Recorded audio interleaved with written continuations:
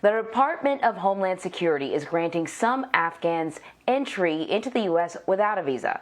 Officials say Homeland Security Secretary Alejandro Mayorkas is using his parole authority to allow certain evacuees to enter the country while they wait for their visa applications to be processed. These evacuees include people who helped the U.S. war effort. Lawmakers and activists had previously urged the Biden administration to take this step.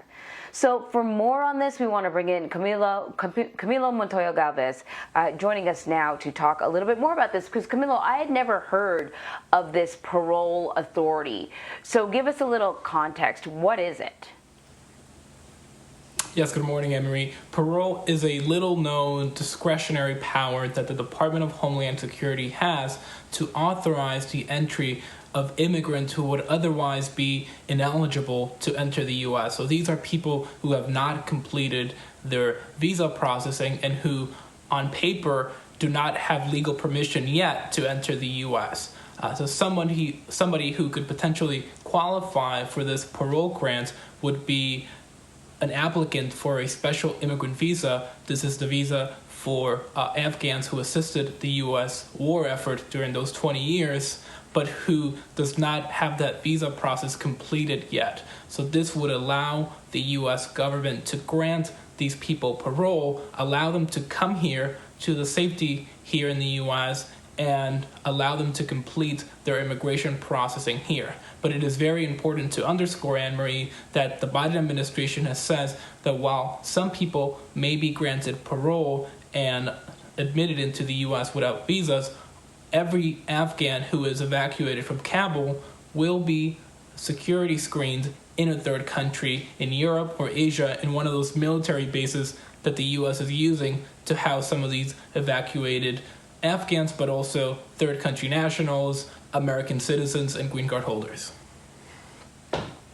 So, you mentioned that we're talking about Afghans that may have assisted the U.S. government. I don't know if you have any sort of more specifics about that, because we know it's not just those individuals who were threatened, but it's also their family members. So do you know if, this would cover extended family, just how many of these positions are available, just any sort of further details?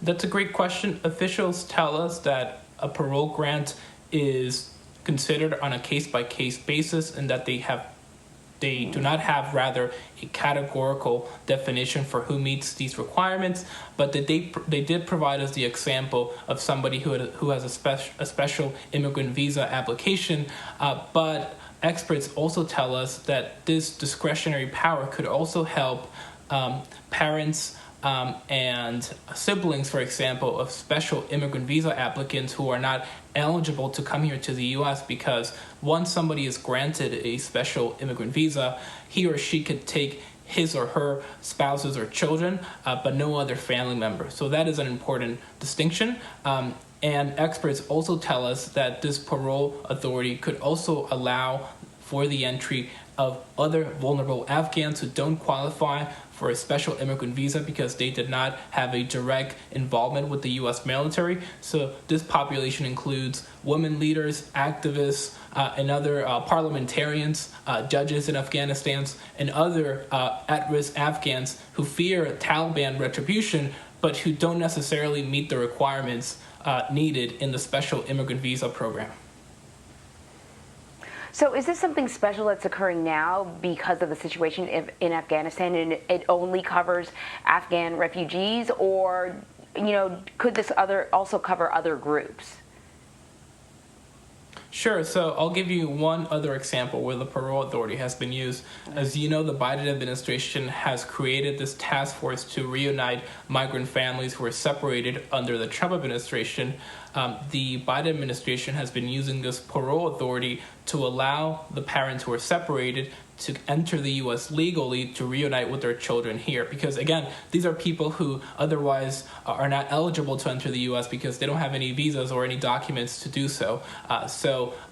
The administration is citing a humanitarian cause to grant these parents parole. So it is doing something similar for these Afghans who do not yet have visas, like the ones with pending special immigrant visa applicants, and also those who may otherwise be vulnerable to Taliban retribution. So it has been used in the past, but it's still a little known tool that is supposed to be considered on a case-by-case basis.